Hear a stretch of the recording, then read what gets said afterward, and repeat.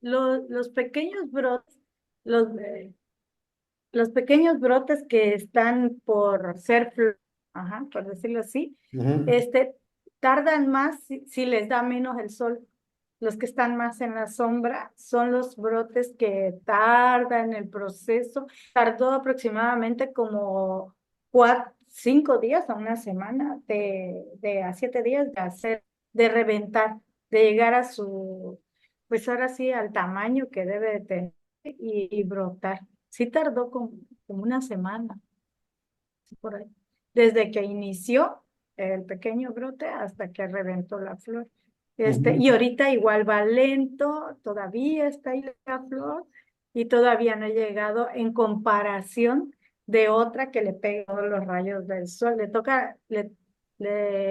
Tiene resolana de la mañana, Ujú. tiene el sol del mediodía y de la tarde también le pega. Y esas fueron las que brotaron mucho más rápido. Ellos tuvieron un proceso como de 3 días Oh, de bien. reventar y ya ahorita ya están en proceso de la frutita. Ya se secaron y ya están empezando a crecer las frutas. Son Entonces quiere, ajá, sí, la fruta, la guayaba. Ajá. ajá, ¿es de la que es amarilla o de la que es como rosa? Es amarilla y es blanquita por dentro. Ah, ok. Tengo otra que es rosa, pero no, tomé de la que es amarilla, Pero allá sí que se da está la que más también, blanquita. ajá, ¿Mande? digo, allá también se da la guayaba rosa. Sí, también. Ok. Sí, hay unas que por dentro son rosas. Ujú. Y Mm, no madura, o sea, no se ponen tan amarillas, son más verdosas. vaya. Y usted dice que son rosas por fuera, No, por dentro. porque es adentro, por Ajá. dentro son rosas, ajá. Ah, Y ya. no maduran tan amarillas como la otra que es amarilla con blanco. Muy bien. Son como dos variedades ahí. ¿Sí? Y Sí. acá hay otra que es como una pera, hay otra que es grande, grande, como sí, está grandísima, Vaya. como una jícama de las mejoradas. Ujú. Ese es otro tipo de guayaba. Tenemos Vaya. todos esos tipos de guayaba. Eso es lo que quería saber, qué tipos de guayaba, porque yo realmente, o sea, aquí se consume, pero no se produce la guayaba, o sea, Sí, es más tropical, más realmente tropical. no, pues sí, no conozco la guayaba, o sea, he visto árboles y todo, pero no conozco la planta en sí. Ah, Entonces, pues bueno, ok. sí, sí, es una planta de ese tipo. Sí, Este, y esas fueron las observaciones, como que es más esta parte de que es muy importante el sol para el proceso de la producción de la fruta en sí, desde la flor hasta la fruta. claro, sí, en general el sol es muy importante para que, pues vaya, hay un término que es el que usamos, ¿no? La cocción, o sea que la planta se cuece con el sol. Entonces, sí, pues realmente si lo viéramos desde un punto de vista energético, pues es también la cantidad de sol y de energía que va a estar acumulando, porque, bueno, yo creo que las guayabas son precisamente muy energéticas en ese sentido, ¿no? O sea, el fruto para la cuestión de enfermedades respiratorias, frías de ese tipo. Entonces, pues sí, yo creo que sí, son plantas energéticas y no me cuesta, o sea, yo creo que por eso tiene sentido que tengan todo ese tiempo dijo usted, de que la flor madure. Hay plantas que tienen, o sea, que sale la flor y luego se cae, o sea, es muy rápido ese proceso. Sí, Entonces, pues sí, bueno, precisamente esa es la idea de esa actividad, ¿no? Que se vayan dando cuenta de ese tipo de cosas. Es una actividad de observación, nada más. Ujú. Y por acá, vamos a saludarnos con David también. Este, ¿cómo les va por allá cómo le va con la tarea de las fotos? ¿Qué tal, profe? ¿Cómo está? Pues bien, sí he tomado fotos. Es una plantita que tienen los vecinos, porque yo no tengo nada. Ujú. Y y aquí sobre la calle, en realidad lo único que hay, pues, es pasto, ¿no? Y ahorita hay un desastre porque están haciendo como que extendiendo la red de agua. Ujú. Entonces hay un cotorreo de desastre, o sea, quitaron muchas cosas. Pero aquí hay una plantita, es la el vaporru. Ah, ya. Ajá.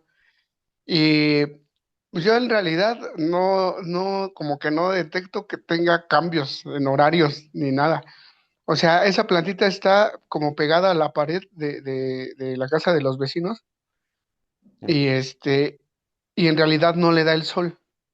O sea, está bajo la sombra, sí está afuera, pero está bajo la sombra. Le llega a tocar un poco de agua de lluvia. Ajá. Sin embargo, la plantita está, pues se mantiene bien. Anda como polvosa en una parte, ¿no? Donde no le ha Ujú. tocado agua, pero donde le ha tocado, pues obviamente ahí sí da un color diferente, un verde más vivo. Y en la parte donde no le toca ni sol ni agua como tal de lluvia, vamos, está como un poco más opaca. Y, igual y eso puede ser por el polvo que está como acumulado ahí, Ujú. pero o sea, mantiene bien, o sea, la Ay, no sé si es plantita Sandra se o mantiene se escucha como cortado, ¿no, bien, David? está firme O y es internet. pues no he notado como que, ¿qué pasó? ¿Ahí me escucha, Sí, profe? sí, también lo escucho cortado, un Ah, poquito, ya, es que se pero sí, cortó. ¿Ahí me sí, sí. escucha? Ya, ¿Sí?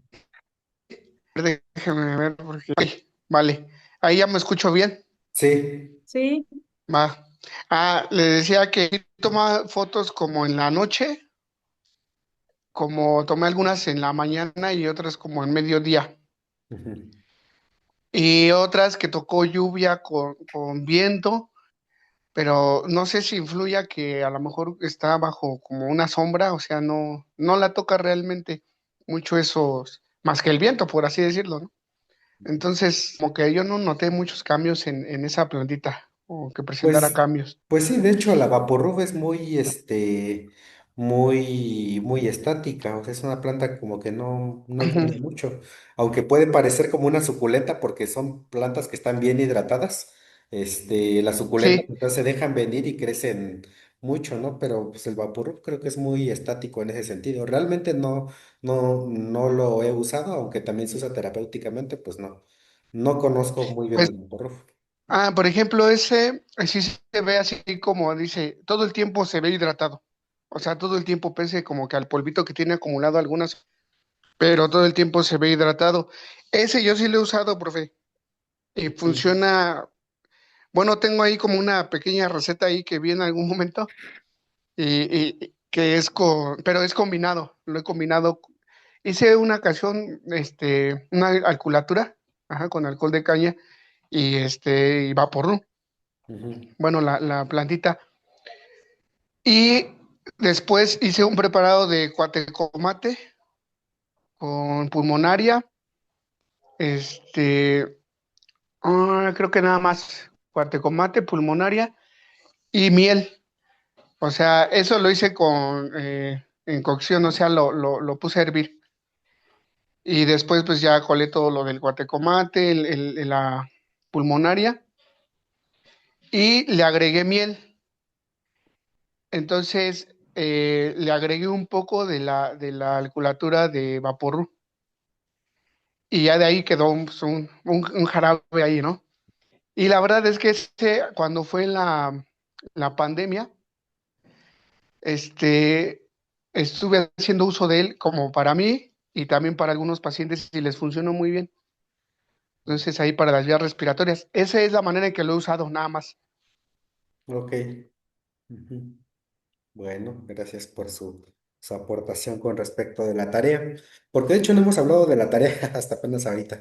Vamos a ver de la tarea, entonces, pues bueno, esa es la idea, nada más ver qué pasa con algo y desarrollar algo de observación, porque pues creo que de ahí es donde parte pues el uso correcto de las plantas, ¿no? De que realmente la conozcas, más que sabernos a veces las, fórmulas o recetas, pues bueno, yo creo que entendiendo la planta, o sea, puedes tú hacerlo, moldearlo, ¿no? Moldear tus tratamientos, adecuarlos y todo eso. Y pues ya. Entonces, pues bueno, ahí está la parte de las tareas, alguna retroalimentación. Y hasta ahorita, ¿cómo vamos con la materia? Vamos a empezar con las diapositivas, algo que vaya quedando, algo que quieran que veamos. Realmente esta materia tengo pues muchas cosas, pero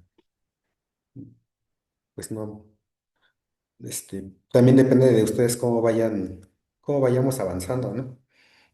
No sé, algo que quieran comentar ahorita, mientras voy abriendo la presentación. Está tardando un Sí, poco el es que internet. yo creo que es muy extensa, profe, porque estuve ahí, me, profe. Ya, escucha. Ok, ok. Comentaba que la verdad es que considero que es muy extensa la materia, porque yo en algún momento tomé un pequeño curso también de herbolaria, pero como parte de un módulo de un diplomado.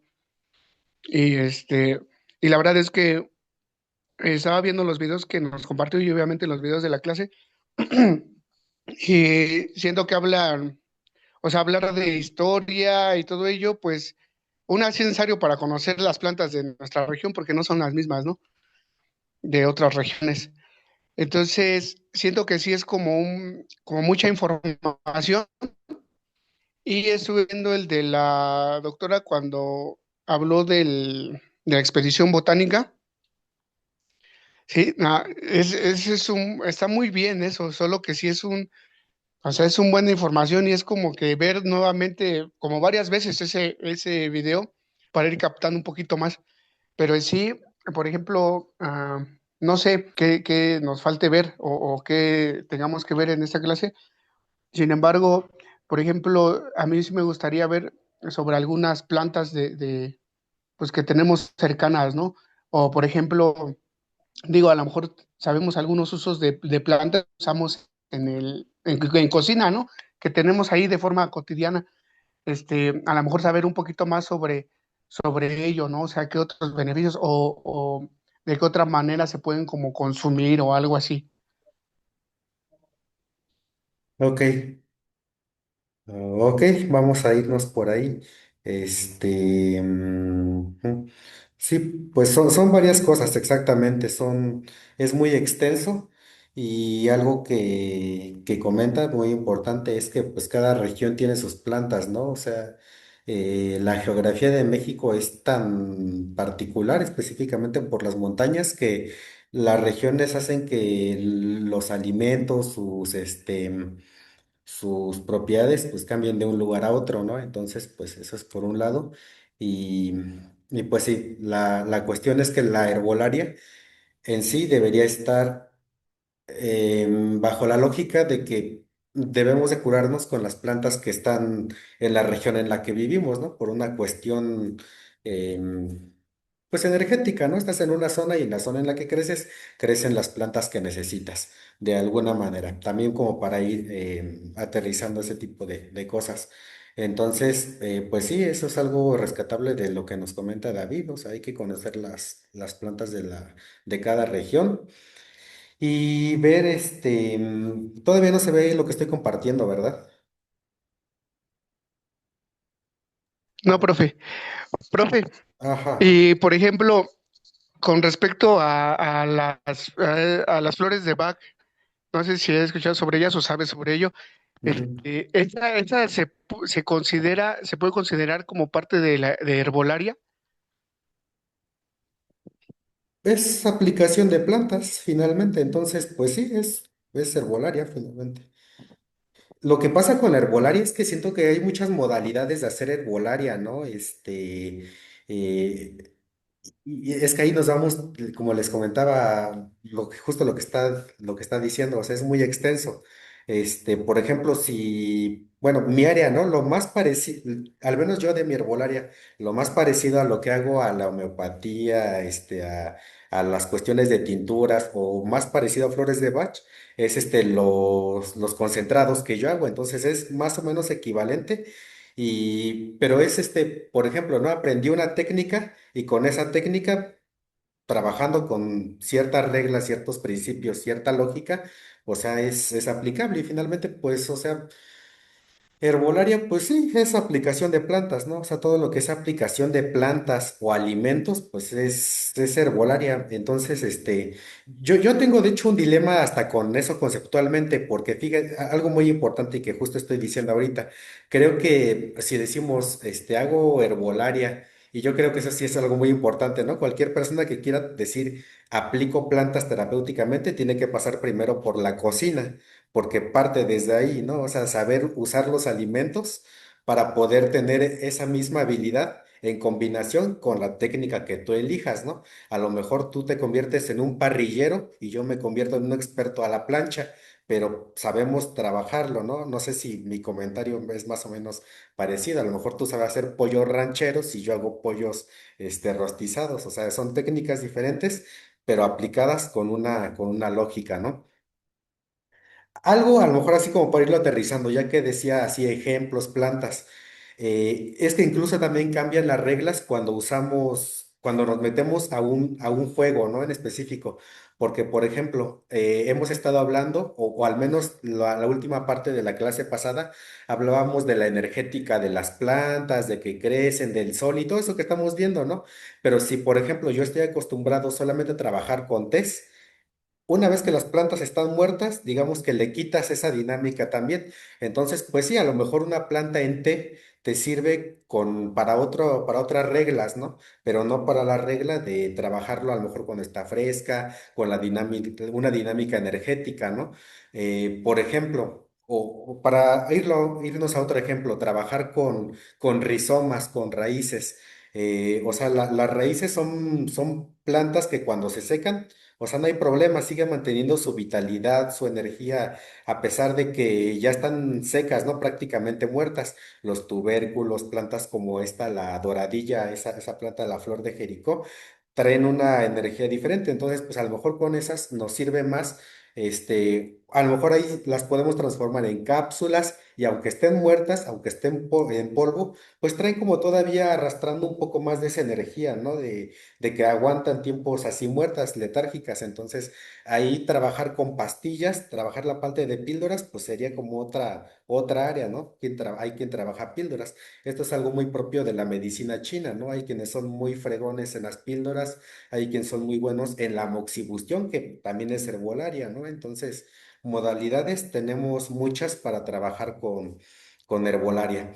Yo creo que lo más importante para mí, como les decía, es que primero siempre parta de la alimentación, porque si tú como ser humano sabes lo que necesitas, identificas los sabores, o sea, significa que tu cuerpo está como en una resonancia, en un nivel que, o sea, puedes identificar eso de las plantas, ¿no?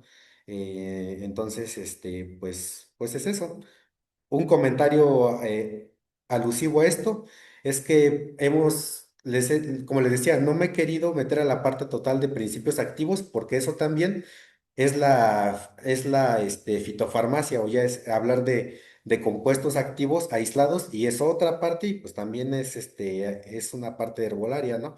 Y por ejemplo, ellos se basan mucho en la parte de que un extracto, una tintura tenga una cantidad de principios activos, y así, ¿no? Te lo describen. Pero, por ejemplo, nuestro cuerpo es una maquinaria química, entonces tú puedes ponerte un alimento en la lengua y si tu lengua tiene una buena habilidad sensorial, pues, o sea, identificas esto de una planta, ¿no? Entonces, yo creo que mucho reside ahí en que tengamos primero esa recepción con las plantas, ¿no? Saber que son seres, que también son seres vivos, como les decía, así como yo conozco a David, conozco a Sandra, a lo mejor sé que con David puedo tener algo más de familiaridad y con Sandra, pues a lo mejor vamos a hablarnos así de usted, ¿no? O sea, es lo mismo con las plantas, hay que conocerlas primero para después trabajar con ellas como uno elija, ¿no? Entonces, eso con respecto bueno, de ahí partió lo de las flores de Bach, pues sí, es herbolaria. Yo no la conozco, yo no trabajo en homeopatía, por ejemplo, entonces, pues, no sé. Ujú. Entonces, pues ahí. ¿Con qué iba a empezar? Este, Fíjense que ahorita que estamos hablando con esto voy a empezar a abrir ya como tal el tema de la clase. Eh, para dar como les decía al inicio, tengo material de mucho tipo, de historia, de aquí, por allá y por todos lados, y no sabía qué trabajar con ustedes. Entonces estaba tratando de pensar en la medicina china, ¿no? Partiendo de la medicina china. Yo tampoco soy experto en la parte de herbolaria china. Y algo que estaba identificando, bueno, algo que sí conozco un poco más todavía es la parte de la herbolaria mexicana. Y me estaba preguntando si, por ejemplo, en la herbolaria mexicana, porque a veces no tenemos fórmulas, no tenemos ya cosas estandarizadas, ¿no? En eso la medicina china pues está muy avanzada, ¿no? O tiene mucho, es muy rica, vaya. O sea, porque ya tiene fórmulas y raciones, o sea, todo está perfectamente preparado. Yo creo que todos podemos hacer fórmulas, o sea, si hay algo también que les estaba diciendo, o sea, yo creo que la herbolaria china es para los chinos, de alguna manera es para el organismo chino, para la forma en la que ellos piensan, para su cultura, para su religión, para sus creencias, es para ellos. Entonces, ¿qué hacer nosotros, no? Entonces, les digo, estaba pensando en eso, ¿por qué nuestra herbolaria no tiene esa parte?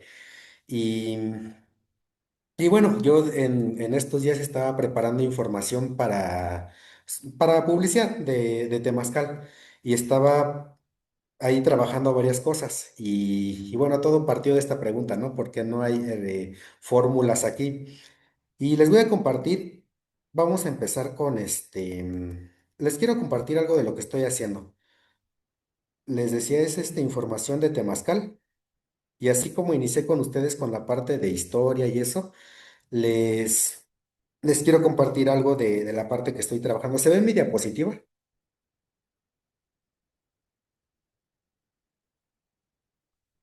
Ujú. Sí, profe, sí. Bueno, miren, vamos entonces a entrar en la clase de hoy. Mi región en la que yo vivo, Xonacatlán, es una zona otomí. Y pues vaya, o sea, yo siempre supe que otomí eran mis abuelitos porque ellos hablaban otomí.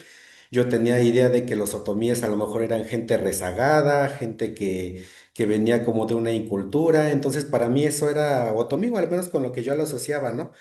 Y, y desde siempre, o sea, ¿qué era para mí otomí? Eran así como que lo que le decimos en el pueblo, ¿no? Tías con chal, tías con chincuete, y no sabía realmente mucho acerca de los otomíes. Y entonces, voy a hacer un paréntesis antes de empezar con el cuento. Sandra, usted está en el grupo de Chikung, ¿verdad? Sí, sí, Ah, fue profe. usted quien envió Sí, esos, ¿verdad? Sí, sí. ya está. Bueno, entonces conocen al maestro Todd.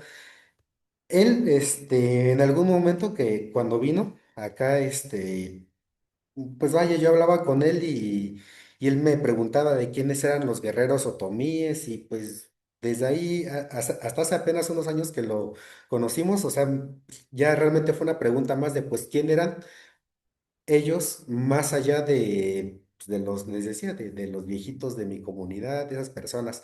Entonces, han pasado varios años y yo sigo ahorita trabajando mucho con esta parte. Entonces vamos a pasar al cuento. Les voy a contar quiénes eran los otomíes para que entendamos algunas cosas que espero que aterricemos al final de la clase. Bueno, de hecho ya me estoy adelantando. Vamos a irnos a la diapositiva. Así se ve cómo estoy cambiando de páginas, ¿verdad? Ahorita está una verde. ¿Siguen ahí? Sí se escucha. Sí, profe, sí se ve, ya ahorita se ve lo del el mapa. El mapa, muy bien, sí, ahí estoy. Bueno, miren, estábamos hablando de las culturas que se habían desarrollado en el país, que hablábamos de que surgieron algunas culturas que conocemos como madre, como los olmecas, como los mayas, y algunas culturas desaparecidas, ya me fui por acá, y algunas culturas desaparecidas se movió, ahí está. Desaparecidas, decía, en la zona de Nayarit. Eran los tres lugares donde en esta zona habían surgido grupos de pobladores, ¿no? Y algunos que venían del norte del país son las personas que poblaron México. Entonces, hasta ahí sabíamos que existían esos grupos. Después, los arqueólogos encontraron una de las ciudades que al menos se consideran que es de las primeras en el centro de México, que se llamaba Cuicuilco. Ahí está, es muy famosa esta ciudad porque estuvo en el sur de la Ciudad de México y se despobló porque explotó un volcán. Sí se ve, ¿no? Ahí como estamos con Cuicuilco. Bueno, fue uno de los primeros lugares. Entonces, siempre ha existido la pregunta de pues, quién habitó en Cuicuilco, quiénes eran esas personas, ¿no? Porque hoy nada más sobran esos, esos basamentos en forma circular. Entonces, estos grupos no sabemos de dónde, o sea, de dónde venían. Ay, se está moviendo demasiado. Ahí está, estamos de regreso. Ya, también sabíamos que hubo culturas como los teotihuacanos, o sea, avanzando cronológicamente, hubo otros centros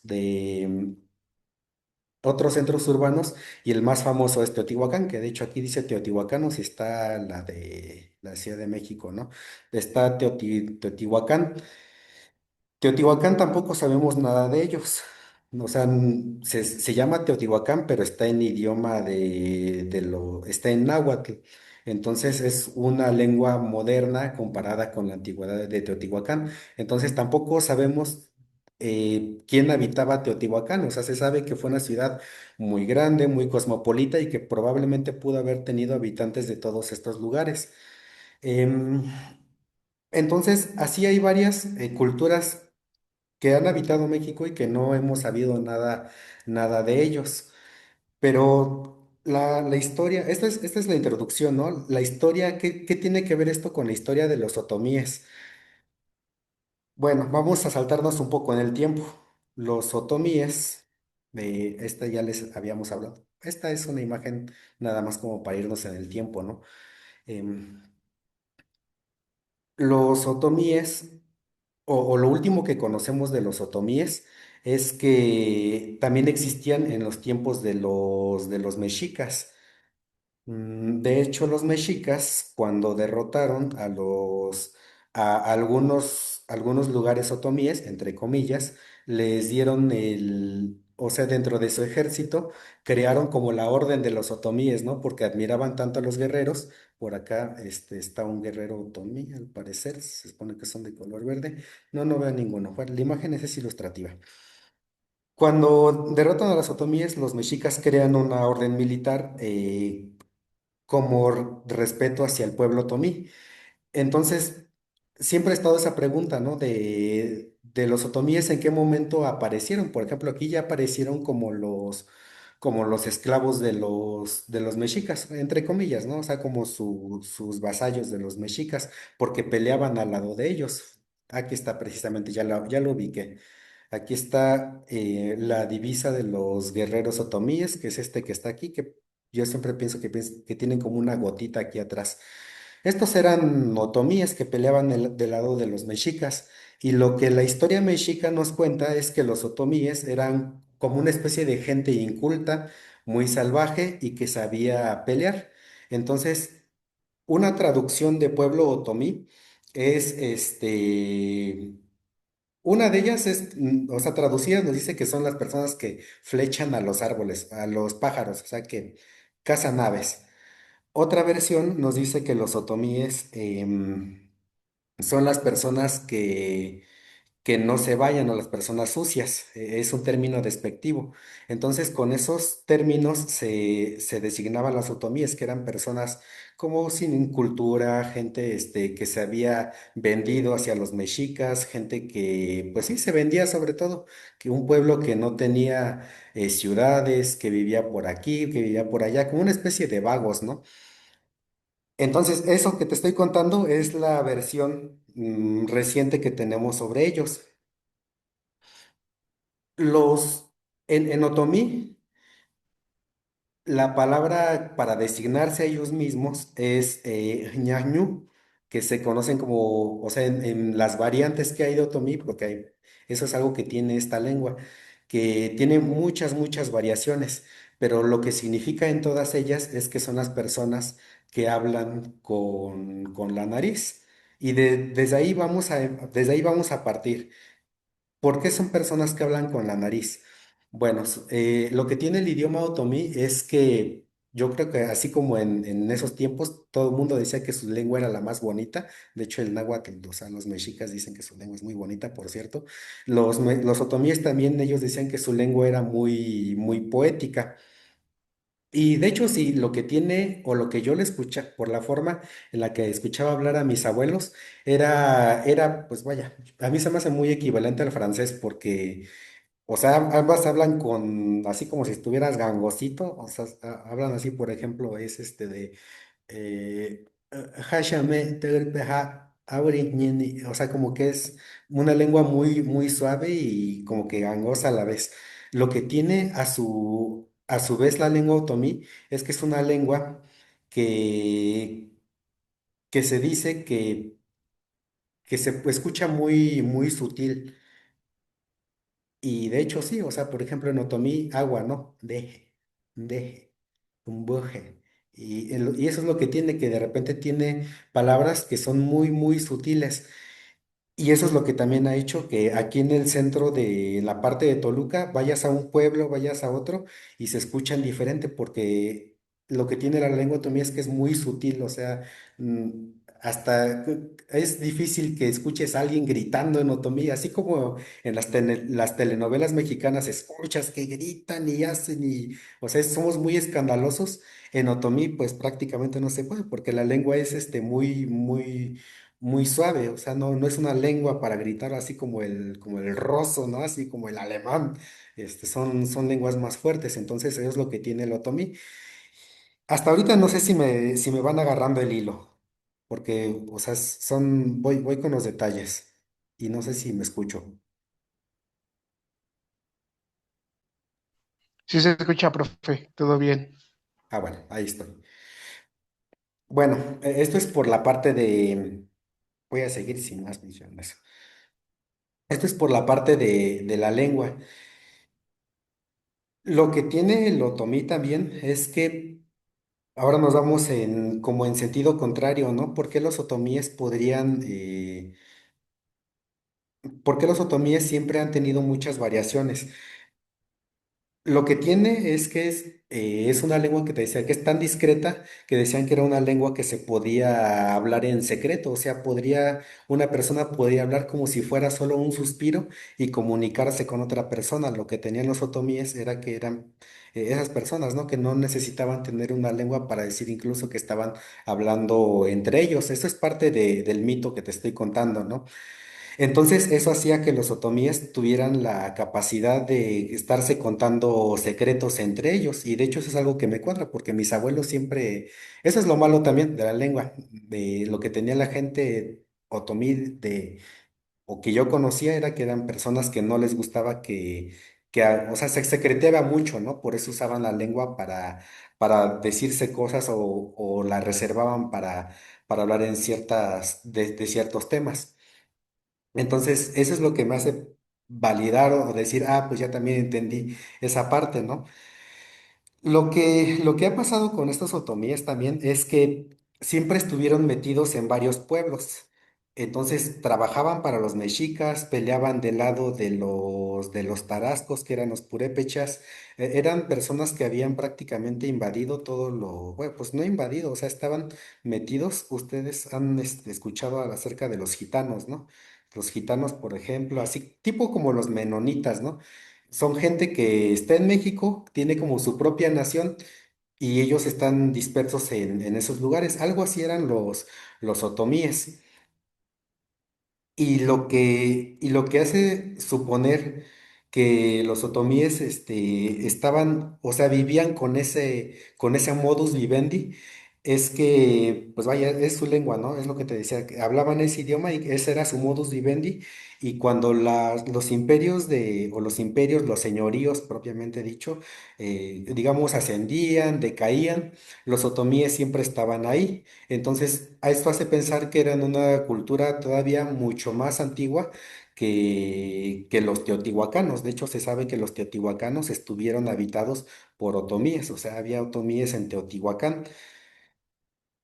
Y pues bueno, es lo que te decía, básicamente ese fue su modus vivendi desde que existía Tula, desde que existía Teotihuacán, y actualmente se dice que incluso pudieron haber estado desde que existía Cuicuilco prácticamente, o sea que los otomíes pudieron haber sido una de esas civilizaciones o grupos que fueron formando al Valle de México, al menos en la parte central.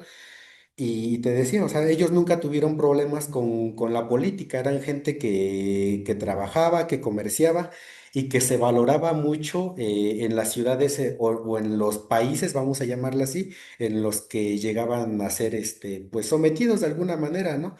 Lo que ocurría con ellos es que como llevaban mucho tiempo, o sea, muchas generaciones viviendo, eran gente que conocía acerca de plantas medicinales, gente que sabía artes, gente que sabía oficios, gente que sabía muchas cosas. Entonces, por eso, pues no, realmente nunca fueron así sometidos por alguna cultura en específico. En este caso, los mexicas nos dan esa narrativa, ¿no? De que ellos los habían sometido, o sea, fueron un pueblo que de por sí no fueron capaces de someter, pero realmente viéndolo desde la historia de Otomí, probablemente solamente ellos estaban viendo cómo estaba pasando el imperio de los mexicas, ¿no? Porque ellos siempre vivían de esa manera, siempre adaptándose a las condiciones o a la forma en la que iban avanzando pues, los años, ¿no?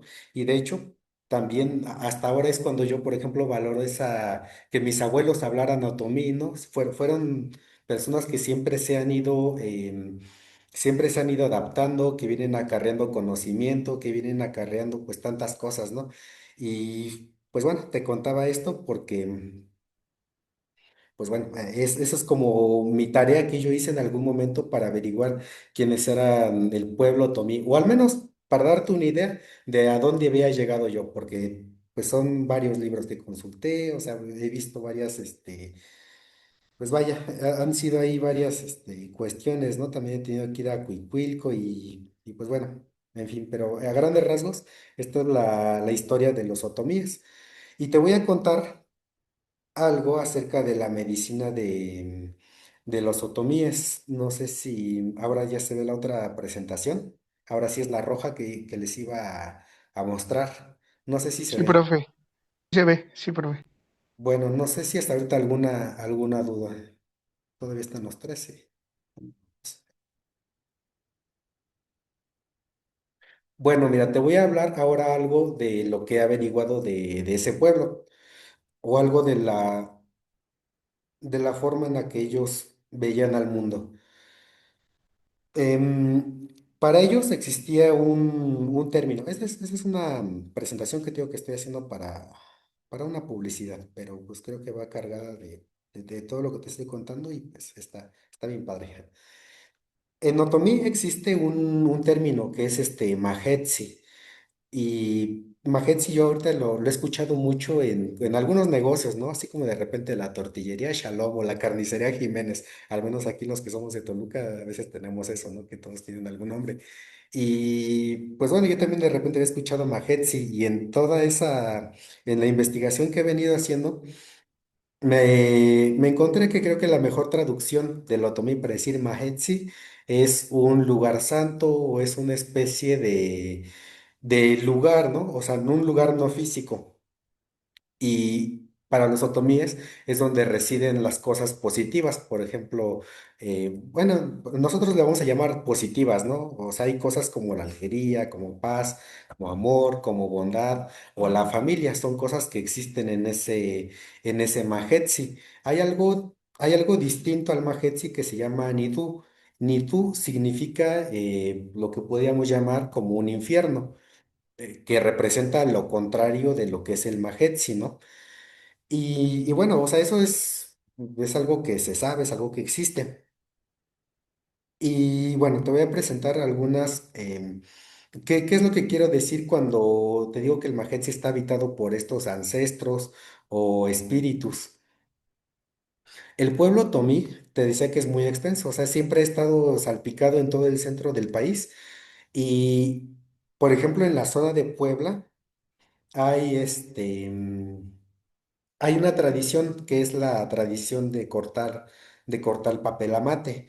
El papel amate se recorta y representa espíritus, representa a los espíritus, pero no en esa idea a lo mejor de el fantasma que está volando por ahí o ese espectro, ¿no? Un espíritu significa, o yo ahora lo traduzco, ahora lo he entendido así, como una especie de memoria, una especie, pues sí, de alma, pero más hasta como generacional de algo, ¿no? O sea, están los espíritus en el Majetsi, por ejemplo, están los espíritus del jitomate, los espíritus del maíz, o sea, así como de alimentos, ¿no? O sea, están los espíritus del frijol, los espíritus de las habas, y cada uno se representa con este papel.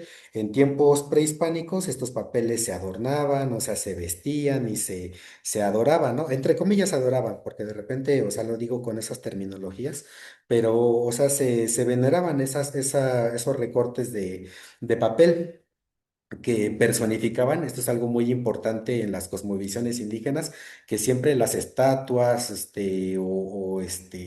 los símbolos que se adornan es porque en ese momento, así como la hostia, ¿no? O sea, hay un momento en el que los católicos dicen, esto es realmente el cuerpo de Cristo y esto se convierte en el Dios en sí. Pues vaya, lo mismo existía en este tipo de personificaciones, ¿no? En los espíritus. Y cada espíritu en algún momento tenía su tiempo, ¿no? Le vamos a llamar su tiempo.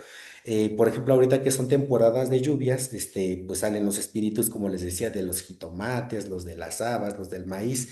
Cuando es invierno están los espíritus del tejocote, etcétera, etcétera, ¿no? Los espíritus de X o Y entidad.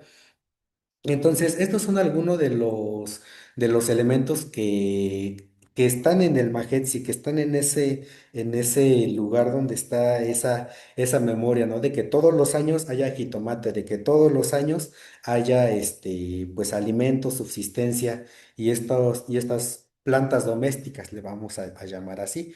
Entonces, es esa especie de espíritu, ¿no? De ancestro. En Otomí está muy presente la palabra abuelito.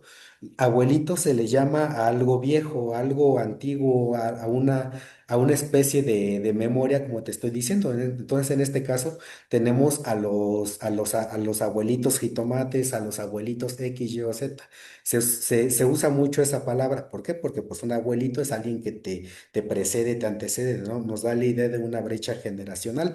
Entonces pasa lo mismo con estos espíritus.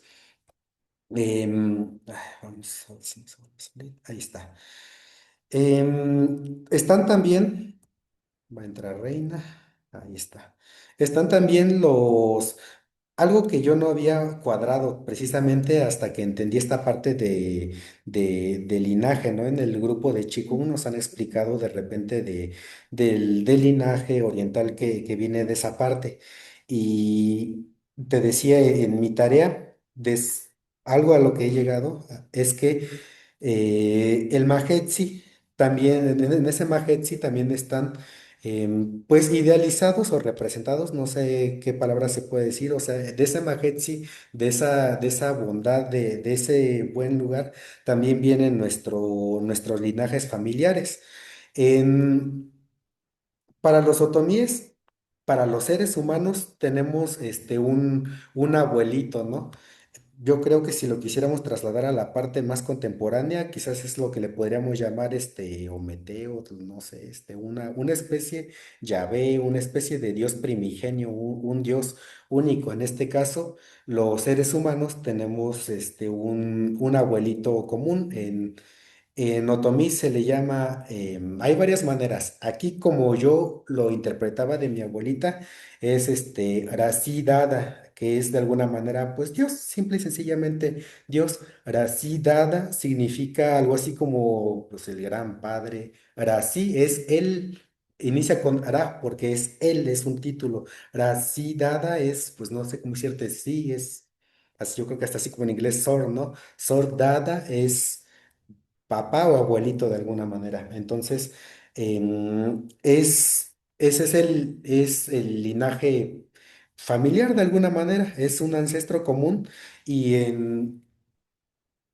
y es algo que se ve mucho en las ofrendas de los otomíes. Este, de manera ilustrativa, de las ofrendas, por ejemplo, esta es una parte de hecho más cristiana y de hecho también el Día de Muertos como lo conocemos, pues es algo muy influenciado, aunque lo asociemos a algo prehispánico, es algo muy, muy influenciado, ¿no? De otras cosas. No, no sabe ¿Sí me escuchan? No sé si es mi internet, creo que está lento. No, creo que ya. ¿Sí se escucha? A ver, está cuatro. ¿Me escucho o no me escucho? Sí, profe. Profe, Sí, Ah, profe, ok. sí lo escuchamos. Bueno, ya, está bien, ya, regresando a la programación normal. ¿Qué te estaba diciendo? Em, sí, para los otomíes hay un tipo especial de ofrenda y es una ofrenda que se hace en escalones. Esto es algo muy común en las culturas prehispánicas y hasta ahorita que yo te lo digo, seguramente em, o sea, muchas cosas que sabemos de las culturas prehispánicas son aportes de los otomíes. Y una de ellas es esta idea primigenia de que existen cielos, ¿no? Escalones que precisamente van representando como una especie de ascenso al Majetsi, ¿no? También está una parte contraria, por ejemplo, a los espíritus bondadosos, a los espíritus buenos, a los abuelitos, que de hecho este es, podríamos decir, un remanente que tenemos con ofrenda del Día de los Muertos, pones las pones las fotos de tus familiares en los escalones, pues es algo parecido, ¿no? Los abuelitos van en un nivel de estrato. Entonces las ofrendas siempre son hacia arriba. Las ofrendas de los humanos van en el piso y las ofrendas de los demonios, entre comillas, te digo, ese es un término que ya después se entenderá de otra manera, pero los de los demonios también se colocan hacia el piso, se colocan hacia otra manera para evocar que son los de abajo, ¿no? Entonces, ay, ¿dónde está esto? Acá. Entonces, pues bueno, en la cultura otomí, en este tipo de ofrendas, siempre se ponen cruces, precisamente representando a esos linajes de familia. Y es algo de lo que hablábamos la vez pasada, ¿no? Porque también en la parte indígena se considera mucho el linaje, porque bueno, es lo que te da el don para desarrollar cierto tipo de trabajo, cierto tipo de curaciones, cierto tipo de habilidades con las plantas, con una planta de poder, con algún tipo de herbolario, es lo que decíamos, ¿no? Con algún método terapéutico, eso es por eso es que también se requiere este reconocimiento hacia nuestros propios linajes familiares, ¿no? Y bueno, ya nada más te comentaré que como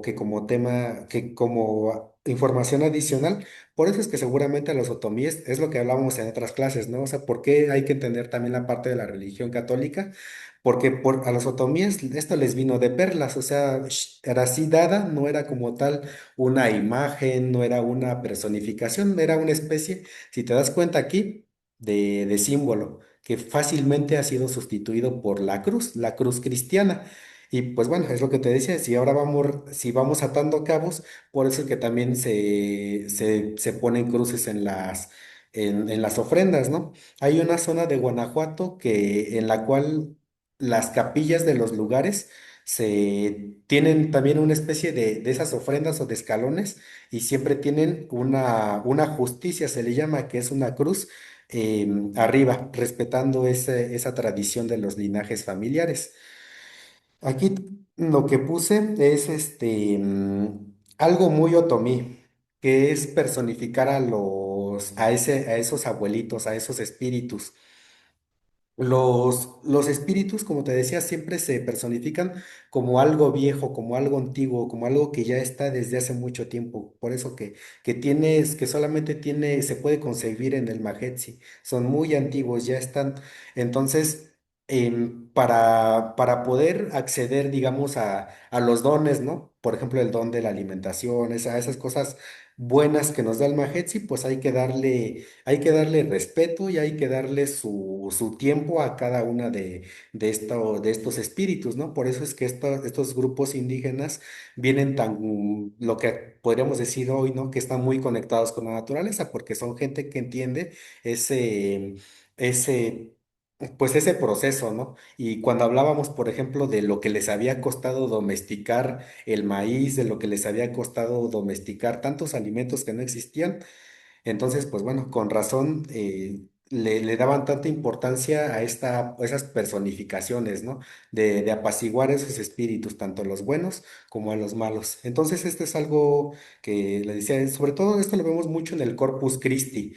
¿Por qué? Porque el Corpus Christi es una celebración que precisamente, ¿qué es el cuerpo de Cristo? Lo que te decía es cuando algo no visible, algo espiritual se encarna o se personifica en este caso como la hostia o como pues sí, como en un personaje, como los papeles, los recortes de papel que les había dicho. Entonces, ok, Fernando, y esto como qué tiene que ver con la herbolaria y lo que tú me decías hace rato de las fórmulas chinas y todo eso. ¿Ustedes han visto a esta abuelita, ¿no? En algún momento. Sí se ve mi imagen, ¿no? Sí, profe. Sí, profe. Sí la conoce, ¿no? ¿Quién es? Sí, sí, Bueno, profe. doña María Sabina, ¿no? Una chamana. Exactamente. Bueno, ahorita no vamos a hablar ni de su trabajo, ni de tanto de su bibliografía. Yo no, lo único que quiero rescatar de ella, que de hecho no es poco, es no, de hecho, ni encuentro una imagen, a ver si después vemos un video, si ustedes ven un video, para que me digan, ¿han visto algún video de ella? ¿Algún documental, alguna vez así como por cultura popular, New Age o algo así? Sí, solamente entrevistas No escuché. bueno, no a ella, sino ya solamente algo sobre su vida, sobre por qué usaba los hongos y todo eso. Ok, bueno, así rápidamente, María Sabina es una de esas personas que la otra vez hablábamos, ¿no? De cómo adquieres el conocimiento, ya sea que te parta un rayo y sigas vivo, pues algo así fue con María Sabina, ¿no? Fue una persona que se encontró los hongos, ella no se sabe que viniera de un linaje, algo así, simplemente se los encontró, se alucinó y les agarró la onda. Entonces, por eso es que ella se le dio. Lo que yo quiero rescatar de ella es la forma en la que los consumía. Fíjate un video, búscate un documental y una imagen que yo tengo muy grabada de ella es que agarra el hongo, no sé si me veo en tu webcam, pero lo agarraba de esta manera, ¿no? No, no sé si me veo. Ahí está. Lo Sí, agarraba, profe, sí hacía su se ve. oración, abría la boca con reverencia y se lo comía, ¿no? Pero simplemente el hecho de tener esto aquí, no, o sea, fíjate, la manera en la que le daba el lugar a la planta. Y yo creo que me quedo mucho con esto de María Sabina, porque pues sí, en la herbolaria mexicana, te digo, no está mucho esta parte de recetas así, más allá de los códices de los cuales hablábamos, que se hablan de fórmulas, pues realmente no hay una tradición de fórmulas, ¿no? Y yo creo, esta es una suposición mía, que a lo mejor a una de las que voy a aterrizar con los años, si no se cambia de opinión, pero es que las plantas aquí sí casi siempre se usan más cuando están en un estado vivo y así como María Sabina me lo voy a comer, lo mismo pasa con las plantas. Una de ellas es, por ejemplo, el pericón, o sea, varios hongos se consumen, pues, o sea, así, nada más. Y algo que te iba a comentar es acerca de la planta del pericón. El pericón, de hecho, mm, ahí está. ¿Lo han usado ustedes? No, yo nada más lo uso para los elotes, para darle sabor, pero Ay, quedan bien realmente, buenos con el pericón y con tequesquite. sí, ándale. Y realmente, pues lo que sé es de que, por ejemplo, el tequesquite hace que eh, No se escucha. tu cuerpo, tu intestino, pues, el grano, porque de que luego a los niños se les da pues sí, diarrea, o se sueltan del estómago porque se les queda el pellizquito, se empachan, muchas cosas que vemos en la sierra que muchas personas no saben, y los hijos vómito y diarrea y que comió y que no sé qué, y a fin de cuentas, pues se empacharon, ¿no? Y allá en la sierra, pues es como curan el empacho a los niños y ya. Y una de las cosas es de que, por ejemplo, por ejemplo, mi hija que se enfermó a los 3 años, que le dio sí, rotavirus, que apenas estaba conociendo, y para los animalitos, o sea, para los perros era el parvovirus. Bueno, un señor que vendía elotes precisamente con pericón y que le hizo un lavado en el intestino, le dio una purga y le puso la sonda y todo. El niño se curó después de que ya se le veían las costillitas, el corazoncito que latía, los ojos que le hacían para atrás. O sea, y dije, ¿cómo es posible que viniendo del hospital, de médicos particulares, yo hasta vendí todas mis cosas poquitas que tenía para llevarlo al doctor y que papá estaba en Estados Unidos y no nos alcanzaba lo poquito mucho que había mandado? Y un señor que vende elotes y que usa los elotes con estas dos cosas, que sería que existe el pericón y el agüita se la dio que la tomara, ¿cómo fue posible que lo curara más que medicamentos y todo esto y sueros y así, que todo, nada más le hizo eso? Entonces, digo, algo tienen esas, tanto la hierba esa del pericón como el que existe. Claro, yo como con, ¿sí me escucho? Porque de repente dijo que estaba inestable mi internet. Ok. Uy, es que encontré varias cosas de qué comentar de lo que nos dice.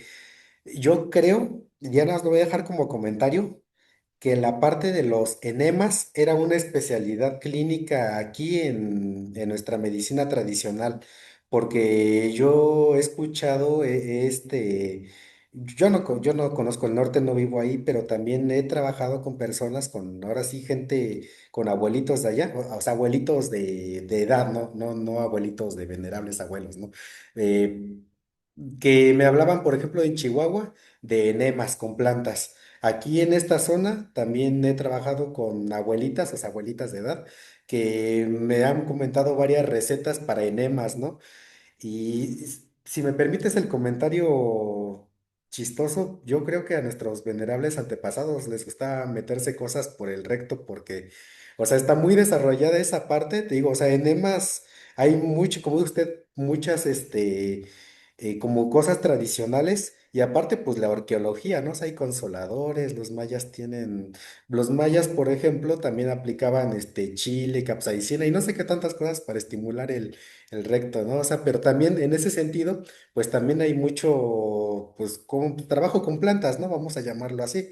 Este, mm, y pues bueno, como era el comentario nada más. Sí, es una parte buenísima eso de los enemas, ¿no? Y yo creo que simplemente ahí, si lo tomamos como ejemplo, pues el epazote, ¿no? ¿Cómo está?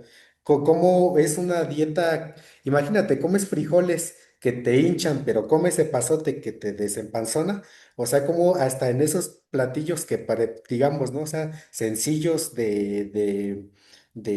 pues ahora sí, de Vox Populi, como, o sea, son alimentos que son cosas ahí magistrales, ¿no? O sea, un plato de frijoles con epazote, o sea, pues era un comentario, nada más, que salió ahí de lo que nos comentaba. Y o algo más que quieran decir para regresarme al pericón.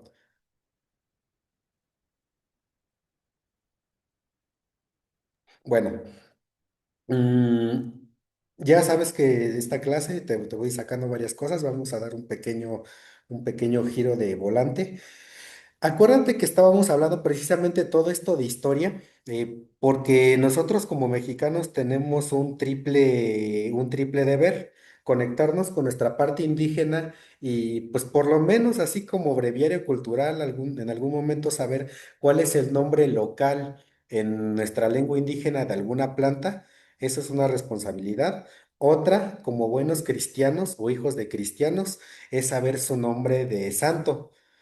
No sé si ya habíamos hablado también algo del yautli, pericón, hierba de San Juan o el Hipericum perforatum, que es nuestro tercer deber, conocerlo cuando ya sean licenciados, conocer o tener un lenguaje científico común, que es en este caso el nombre científico de la planta.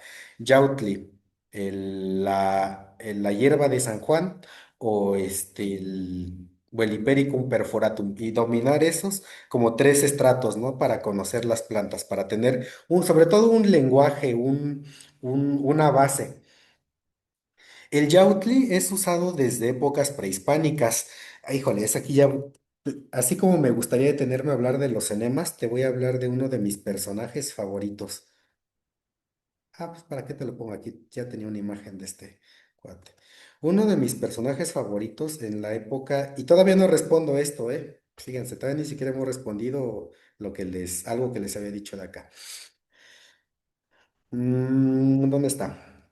No, ya lo abrí por acá. Está aquí. Hay un personaje de la época prehispánica que se conoce como el príncipe de las flores. Para mí este es uno de los dioses, creo que es mi dios favorito, entre comillas dios, del panteón, vamos a llamarle mesoamericano, ¿no? Xochipilli, o sea, es un dios que cuando vas al Museo de Antropología y te quedas un rato viéndolo, o sea, te pasa ese éxtasis, ¿no? Este dios está drogado, es el dios de las drogas, está en un éxtasis, está sosteniendo hongos, está sosteniendo plantas psicotrópicas y todo su altar, vamos a llamarle, su trono, es de plantas medicinales y plantas de poder. Híjole, y te digo, nada más de verlo en esa posición con el dominio de todas ellas, dices, híjole, este cuate era un cabrón, ¿no? Personificaba, yo creo que si le entrara a los guamazos con Quetzalcóatl o Tezcatlipoca les iba a dar una buena batalla, ¿no? Porque era un dios que tenía un poder más allá de lo físico, o sea, estaba en otro plano. Y para que me lo correlaciones, estaba pues en varios niveles ahora voy a usar yo mi terminología otomí, ¿no? O sea, estaba en los diferentes niveles de Majetsi. En la parte de lo que se le conoce como Toltecayo, o ya la parte más moderna de eso, o sea, hay una realidad, ¿no? Pero hay dioses que decimos están desdoblando, doblando, están en varios planos. Xochipilli era un dios que mediante las plantas estaba en muchos planos, ¿no? O sea, era un dios que pues a lo mejor en un lugar trabajaba una cosa, en un lugar trabajaba otra cosa. O sea, era un dios que a lo mejor por ponerles un lenguaje físico, ¿no? Estaba en varias dimensiones y podía acceder a diferentes niveles de estados de conciencia porque tenía ese conocimiento sobre las plantas de poder. Y hay algo muy particular que yo creo que si lo pintáramos como historieta, que si te quieres iniciar en el poder de Xochipilli, una de las primeras plantas que tenemos que aprender a usar es la planta de la hierba de San Juan.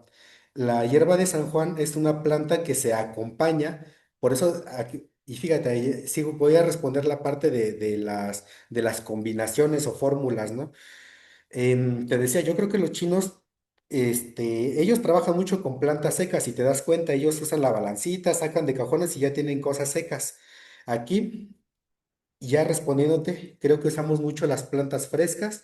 Te decía plantas cuando están vibrando, cuando están en una conexión contigo, y a veces es cuando haces ese maridaje entre plantas. Ahí es cuando ocurre ese tipo de combinaciones. Xochipilli o los rituales de Xochipilli casi siempre están acompañados. A ver si después encuentro un podcast de arqueos, no, de personas que revisan plantas en época prehispánica, ¿no?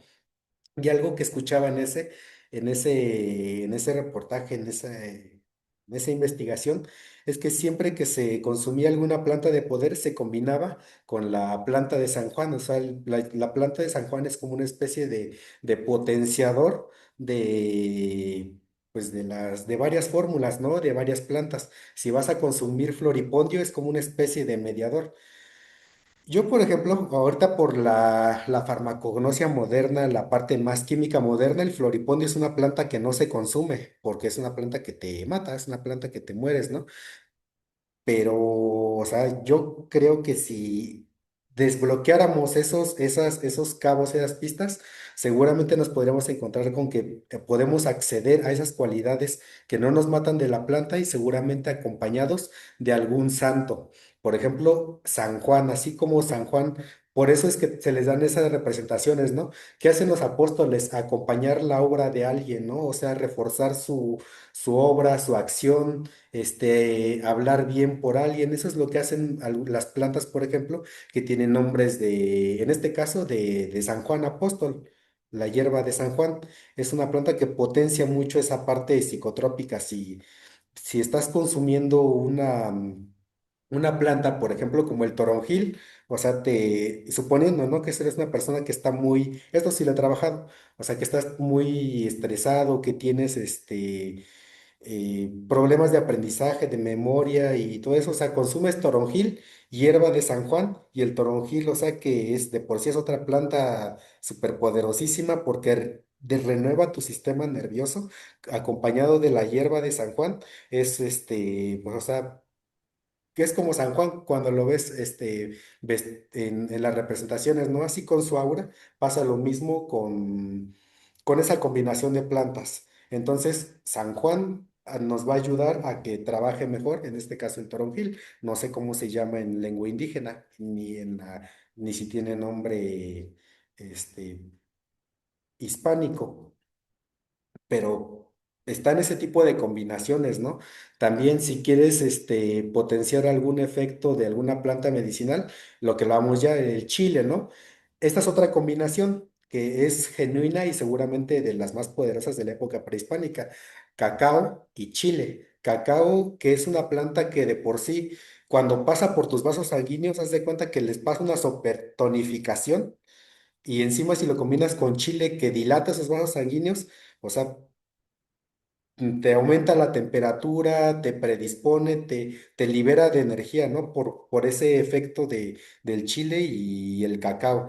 Ese tipo de maridajes, ese tipo de combinaciones así muy específicas en pares, rara vez al menos yo no lo he visto así en términos de pues, arqueológicos o algo así, casi siempre son en pares, como uno va a otro, o es uno o es otro, y es así. Digo, casi no está en esa parte de trabajar como con balanzas y combinar cosas en polvo, porque se le da este lugar.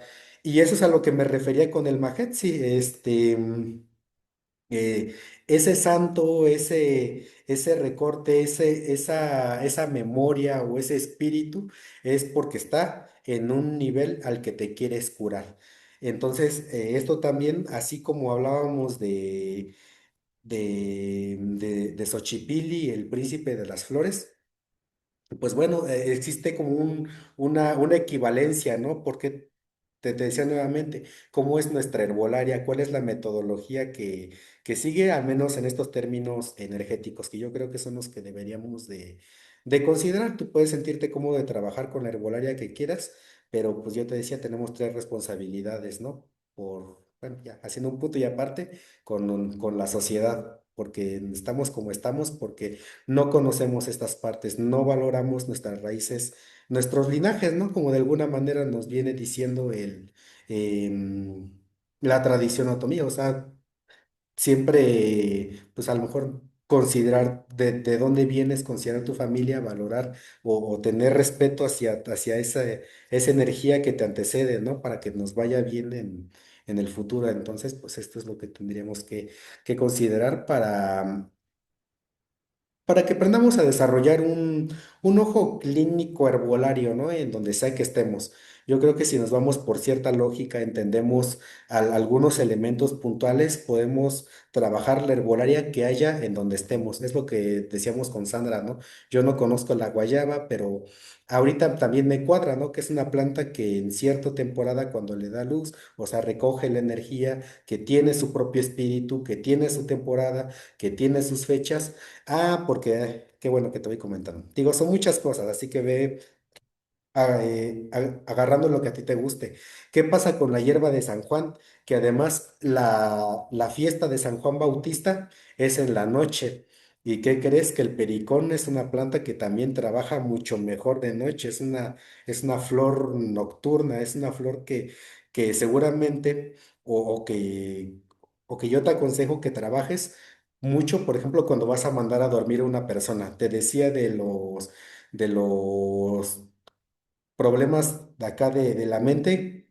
Cuando una persona está muy estresada o tiene mucha basura por acá, pues la puedes mandar a dormir con un té de toronjil combinado con el pericón, porque el pericón también, por su propia energía que tiene, es una planta que al menos aquí en el centro crece mucho cuando está lloviendo, cuando ya se oscurece, cuando viene la nube, cuando en la noche se nutre para abrirse, para que esté oliendo toda. Es una planta que hasta huele de noche, o sea, en la tarde vas caminando por el pericón y libera mucho aroma, no tanto así de día, porque es cuando la visitan los bichos y hacen otras cosas, ¿no? Pero entonces esa dinámica, te digo, o sea, se refleja en muchos aspectos de la planta en sí. Ajá. Entonces, pues mira, eso es algo que yo te quería compartir, así como cuando a veces ibas con un maestro y lo encontrabas en su cubículo haciendo su trabajo, esto es lo que yo ahorita estaba trabajando, estaba haciendo y pues te digo, finalmente también partió de mi pregunta de las fórmulas, ¿no? Aquí en nuestra medicina tradicional y pues es algo de lo que yo sé, al menos en esta parte. Hay muchas cosas de especialidad, por así decirlo. No sé si hay alguna duda hasta ahorita.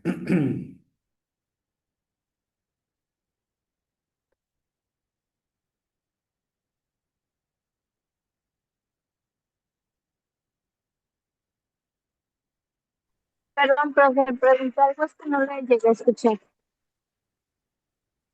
¿Cómo? No sé si preguntó usted algo, es que ya no lo escuché lo último. Que si tenían alguna duda. No.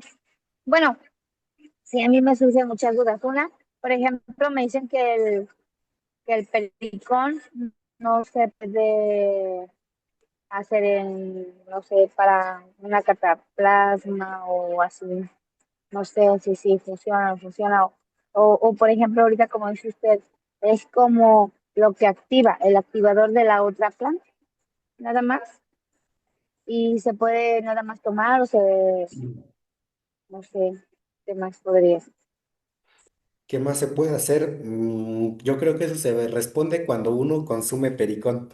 En cataplasma, bueno, ya hablando en un lenguaje más farmacológico, más bioquímico, es que el pericón es una planta que recoge, ahora fíjate cómo voy a hablar, energía muy pesada, hablando químicamente hablando, o sea, aceites densos, pesados, y esos aceites, cuando le caen a una bacteria, pues prácticamente es como si los ahogaras, así como el chalán en el cemento, ¿no? O sea, los inunda y hace que no se reproduzcan. Es una planta muy antiviral y una planta que nos sirve para las bacterias. O sea, farmacológicamente así está. Entonces, pues, eso es quizás un detalle muy importante, ¿no? La parte aburrida, o lo que a veces a mí no me gusta de la parte de principios activos, es que hay mucha bibliografía. Te voy a pasar un libro, por cierto, que ese es mi favorito, pero hay mucha bibliografía y toda la bibliografía bioquímica siempre dice, es que esta planta, estudian todas las plantas y al final dicen, es que esta planta pues es muy buena para esta bacteria, es muy buena para este virus.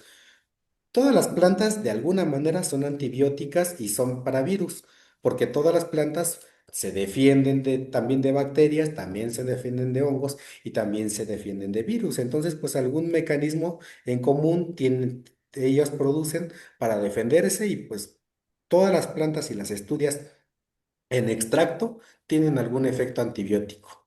Por eso es que los extractos o destilados nos echan a perder, porque pues, son puro antibiótico prácticamente, cualquiera. Entonces es Yo eso. tengo una duda. Ujú. Ah, ¿Se me Sí, se me podrá decir? Ah, ya. Estaba activado el micrófono y desactivado la cámara. Profe, tengo una duda. Por ejemplo, a personas adultas se le puede administrar de la misma forma que a personas mayores, o sea, de la tercera edad, en la misma cantidad, es menos, la planta irrita más para el estómago obvio, pues ya hablando así, médicamente tenemos que saber, conocer la planta y todo eso, pero en qué cantidades, porque he visto así muchos videos de medicina herbolaria. Ajá, dicen todas tienen algo de tóxico, así como dijiste ahorita que son antibióticos y así, ¿no? Este, ¿Qué tanto se le da a una persona ya de la tercera edad? ¿Qué tanto se le da a una persona de 30, 40 años? ¿Qué tanto de dosis se le da a un sí. niño? Por ejemplo, Es una pregunta muy, muy válida y le diré algo. Esa pregunta es un buen marcador para decirme cuándo estoy preparado para hacer herbolaria y cuándo todavía tengo que pensarlo un poquito más. Es la misma pregunta que si le pero digo, es la misma pregunta que si le digo, ¿qué tan picante hago el mole para que le guste, para que no le irrite al niño o no? No sé si me voy a entender. Por eso le decía, si lo queremos pensar en términos de principios activos, de concentraciones y de eso, estamos limitados por el gramaje, por la cantidad y por todo eso, ¿no? Y esto es algo que yo como experiencia como químico he estado trabajando con herbolaria mucho tiempo y mucho tiempo también me hacía esa pregunta, ¿cuánto estandarizar, cuánto llenarlo, cuánto darle al niño y todo eso? Pero la cuestión es que si lo vemos por ahí, nuestro único remedio es comprar, por ejemplo, en lugar de trabajar la planta Zen, si lo estoy pensando en términos de cantidad, pues mejor me compro una cajita de cenócidos y veo su posología para ver todo eso, ¿no? Porque de lo contrario, no voy a saber la concentración exacta de una planta y es que esto responde a muchas cosas, dónde crece, de qué se alimenta, dónde vive. Entonces, por eso le decía, la herbolaria no está tan separada de la parte alimenticia, ¿no? Porque depende mucho de que conozcamos el ingrediente o sea, por ejemplo, yo no, a lo mejor no voy a cultivar mis plantas medicinales, ¿no? Pero sí puedo elegir o controlar cosas como la temporada, la estación y ese tipo de cosas para ir determinando lo que decíamos, ¿no? Con cuánta energía viene la planta, en energía ya sea no física, energía de calor, energía química, etcétera. Eso es lo que yo tengo que conocer. Por ejemplo, si yo ya sé que los chiles están tiernitos, pues a lo mejor no van a picar mucho. Si sé que los chiles para el mole ya están grandes y se ven hasta rojos y hasta huelen, ahí voy a decir, pues no le voy a poner muchos, ¿no? O sea, esto es muy parecido. Entonces, ¿cuánto puedo usar o cuánto no? Pues es que va a depender, como les decía, fíjese, hasta yo puedo decir cuánto le voy a dar a un niño. Yo hago esto con mi herbolaria. A veces tengo algo así, por ejemplo, una fórmula ya fija, y a veces la hueles y ya dices, o sea, la química de aquí, tu sensor químico, como no fumo, como tal X, Y cosa, como confío en él, yo ya puedo, hasta de ahí determinar cómo, ¿no? Está crudo, tantas cosas. Entonces, por eso le decía, eso también depende de muchas cosas. O sea, no es una respuesta fija de cuánto en estas ocasiones y cuánto ya, en ya lo tantas, entendí. ¿no?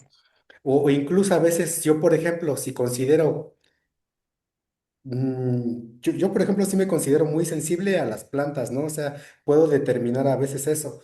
Em, por ejemplo, hay una planta que pues si la consumo mucho, pues o sea, me pasa algo, ¿no?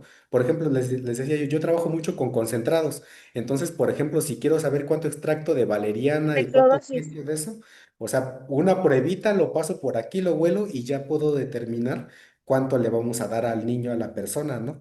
Y para mí eso es cuando ya trabajamos de una manera más fina, más pues sí, pues más fina, más así como cuando yo hago algo así pensándolo, a veces ya lo haces ¿Y eso así. no me lo va a enseñar, profe?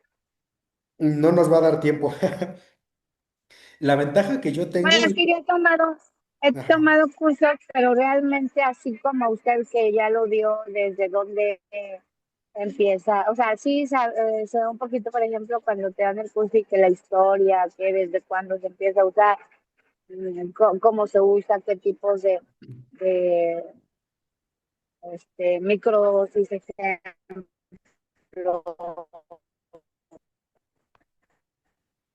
así. ¿Es Reina o yo, o es mi internet? ¿Sí la escuchan a Yo Reina? tenía dudas de eso porque digo, el culo que para las pinturas Sí, madres, sí, Sí, la pues sí, profe, es sí se escucho. escucha, buenísimo. Reina. Yo no la escuché. Entonces mi duda era porque también, o sea, digo, para,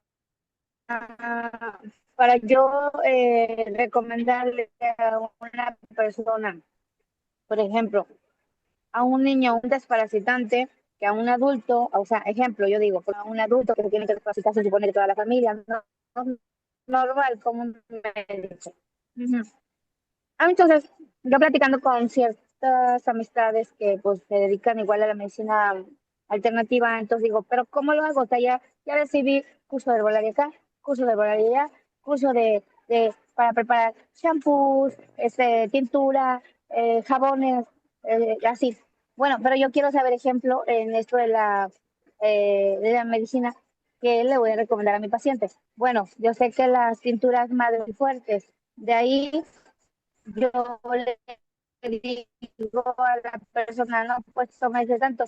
Bueno, ¿y qué tanto se va a tomar? Como le acabo de preguntar a usted, o qué tanto en té, porque en té pues no se lo toman. Realmente raro es el que quiere tomarse una hierba hecha en té, ¿cómo se llama? Se me fue la palabra. Se les pasa, no lo hacen, no encuentran la planta. Tengo que dársela yo ejemplo si quiero que se tome esa persona eso.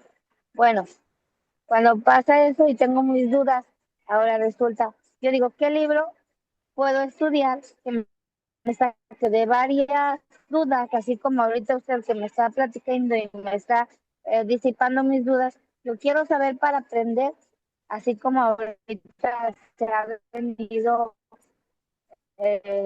viendo lo que usted nos ha enseñado hasta aquí. Ajá, ya yo le digo, compañero, bueno, ¿y cómo lo hago? Y me dice, mira, digo, es que es muy fuerte, o sea, si yo le digo al papá, tómese 45, o sea, 45 gotitas en medio vaso de agua, porque usted pesa 90 kilos, que es lo que me han recomendado. Lo que pese lo divido en dos y esas son las gotas de pintura madre que se va a tomar, porque yo le doy la pintura madre.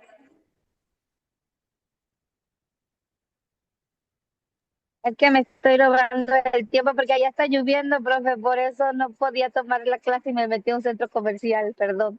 Bueno, entonces resulta que me dice, mira, es que la microdosis la puedes, nos dio más o menos igual otro maestro la forma de hacer.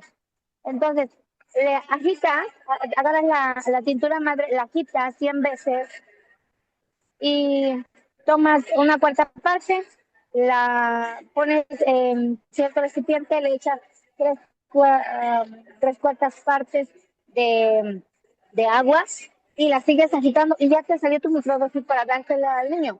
Entonces, en algún momento yo agarré, busqué en el internet y encontré ese temario, ese libro, y porque mi celular me bloqueó, ya no tengo ese libro, entonces yo les voy a recomendar un libro. Se hacen así como que le usted nos hizo paso a paso, darle la importancia a la madre tierra y todo lo que produce para que nosotros podamos ayudar a nuestro paciente, ya después de ayudarlo, pues sí que él crea en las plantas, que él crea en lo que se le da, en lo que lo cura. Porque muchas personas dicen, no, yo no quiero pastillas, yo no quiero esto. Y digo, ¿qué más o mejor oportunidad para nosotros abordar desde ahí al paciente? Ok, gracias, Reina. No me escuché, profe. Sí, sí, sí, ya. ¿Me escucho yo fluido o no? ¿O es Reina con su celular? ¿Yo me escucho bien? Sí, profe, sí se Sí, escucha ya, bien, ya, pero ya. también Reina se escucha. Ah, bueno, es que a mí de repente se me cortaba.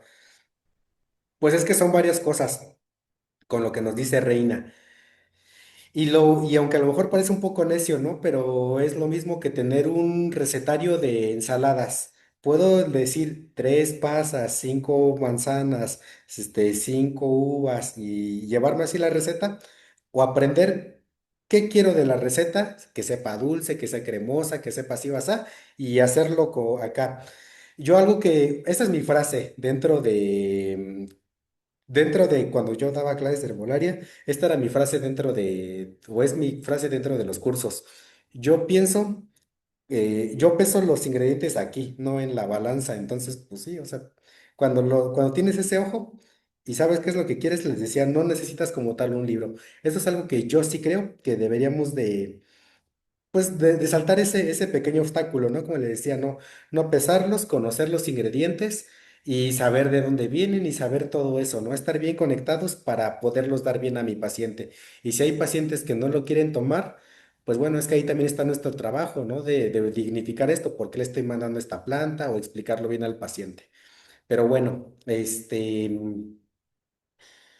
dentro de lo que hablamos, pues ya se nos pasó el tiempo. Hacemos comentarios en la siguiente clase y vamos para responder cómo formular. Les voy a hacer un comercial de algunas fórmulas que yo uso para algunos problemas, cómo las pienso, cómo las desarrollo y cómo se las dan a los pacientes. Eso vamos a hacer la siguiente. Ya va a ser un ejercicio de aplicación y ahí vamos a terminar la clase. Muy bien, si me sigo escuchando, voy a cerrar y ya voy a dejar de grabar porque me tengo que ir. Ah, se escuchó. Bueno, pues cualquier duda ahí sigo en el grupo. Hagan su tarea y nos vemos. Que tengan... Profe, Claro que sí, profe. profe, una duda. Sí, Si, si no hay problema que si no podría entrar la próxima clase. No pues sé está... todavía si voy a viajar, pero por si no. No, Ok. buen viaje. Buen viaje y pues está grabada la clase ya. Digo, ojalá, porque son mis únicas semanitas de descanso.